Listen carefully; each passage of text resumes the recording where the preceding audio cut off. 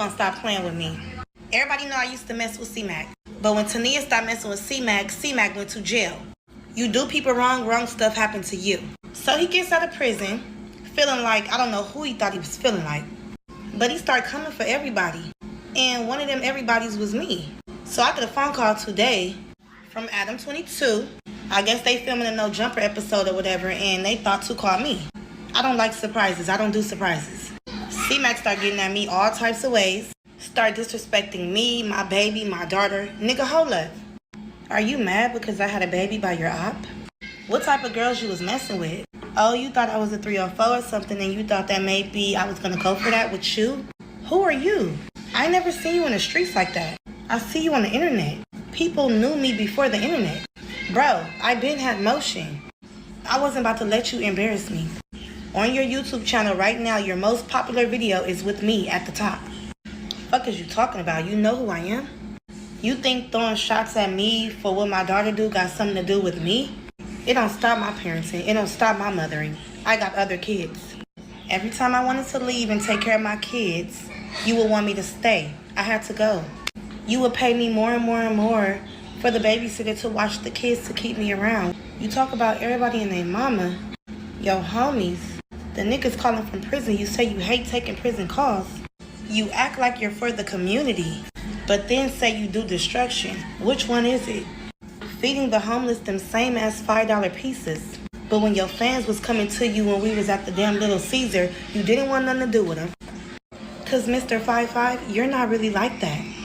So if you standing on business, stand on this. And if we gonna keep shit fair, let's keep it fair. I state facts, you don't. I wasn't about to have no baby with you. Then when I double back and start fucking with you again, you turned around and told her, it's my 6th birthday, I don't want nothing to do with you. This bitch was at the hospital, needed something for the baby. She was 5 months, she didn't have no medical, and you left her on stuck for a bitch like me. That's why I left your ass, because you're not a real nigga. And Lupe managing you, bro, she don't even know what she doing. Like, when are you really going to do things instead of fake getting into it with everybody for clout? Like, when are y'all really gonna boss up? Because at the end of the day, she was calling me the whole time you was in jail, bro. Talking about how she's not fucking with you because you don't pay her. So now all of a sudden oh, neighborhood, bro. The fuck? See, Mac, and you better watch your mouth talking about I'm a snake and I'm this and I'm that. Because the real snake is that baby mama that you got a baby by. Talking about how fine Jap was. She was like, girl, yes, my people is from Hoover. Girl, Jap is fine, yeah. So while you sitting there talking about me, niggas is always thinking that the next bitch is the worst bitch, but really, that's the snake. But that ain't my business. That's your BM. That's not my BM. So watch your mouth about me and Nova. This situation is another clear reminder of the dangers of pillow talking and saying too much to someone simply because the relationship feels comfortable in the moment. When people are in good standing with each other, whether it's a friendship, a romantic relationship, or even a close partnership, there's a natural tendency to open up and share things that probably should have remained private. At the time, it feels harmless.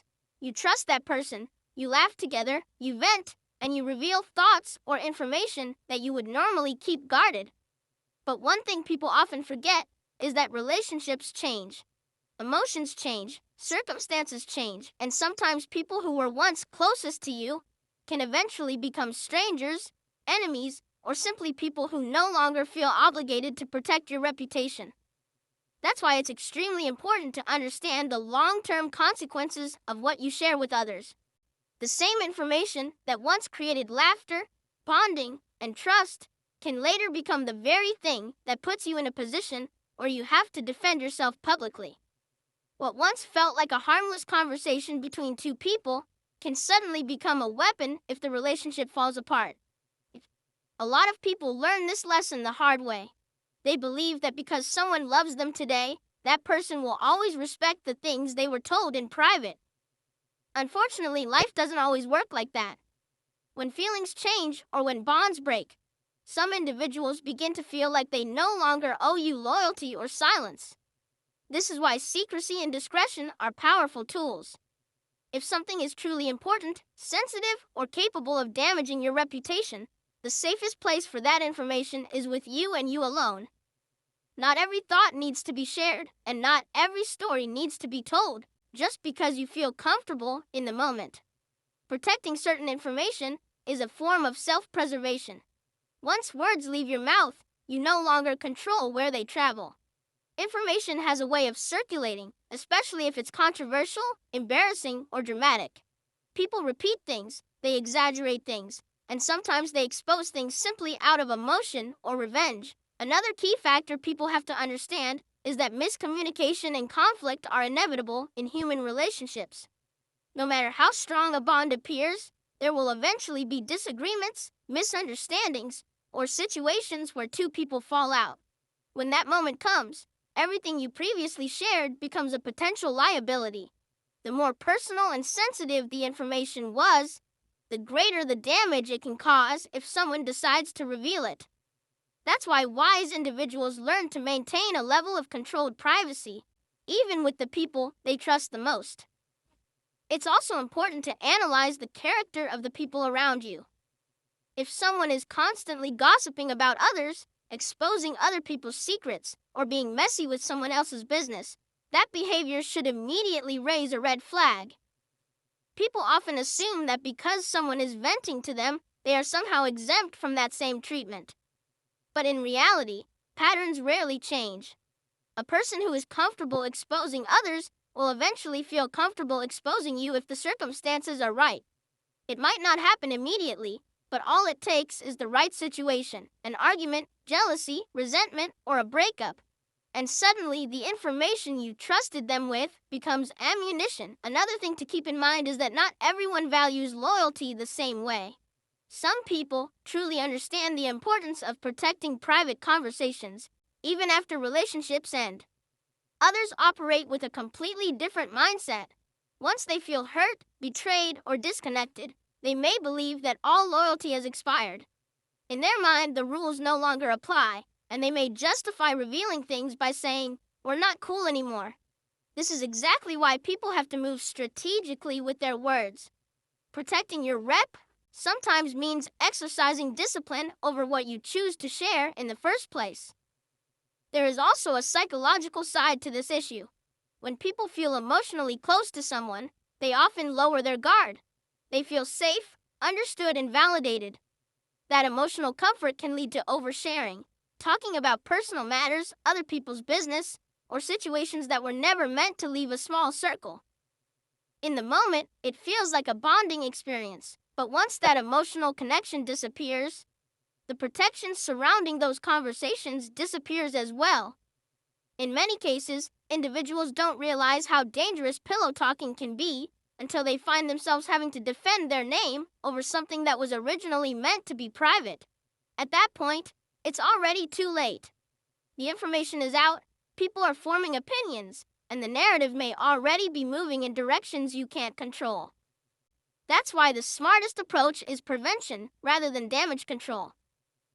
Protecting your secrets is ultimately about protecting your peace and your future. Not every person deserves full access to your thoughts, your plans, or your personal history. Trust should be built carefully, and even then, certain information should remain guarded. The strongest individuals understand that discretion is a form of strength, not secrecy for the sake of deception. It's simply recognizing that not every piece of information belongs in the public space or even in someone else's possession. At the end of the day, people have to realize that loyalty is easiest when relationships are good. The real test of loyalty happens when relationships fall apart. Since you can't control how someone else will behave in that situation, the only thing you can truly control is what you give them access to in the first place. Being mindful about what you share isn't about being paranoid. It's about being wise enough to understand human nature. Because once bonds are broken and emotions shift, some people stop feeling obligated to protect your secrets. And if you're not careful, the same words that once created laughter, trust, and connection can eventually become the very thing that brings scrutiny, exposure, and unnecessary problems into your life.